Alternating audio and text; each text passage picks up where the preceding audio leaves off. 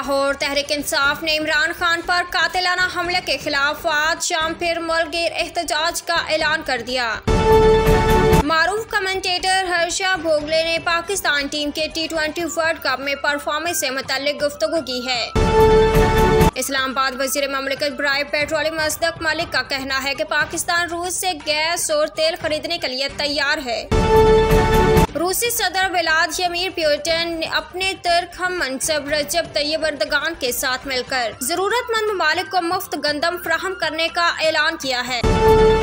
इस्लामाबाद कौमी अदारा सेहत ने मौसम सरमा में इन्फ्लुएंजा वायरस फैलने के खदशे के पेश नजर पेशगी इक़दामात की हिदायत कर दी। कराची साबिक सदर आसिफ जरदारी का कहना है कि एक शख्स मुल्क में इंतशार फैलाने के लिए हर लाइन अबूर कर रहा है।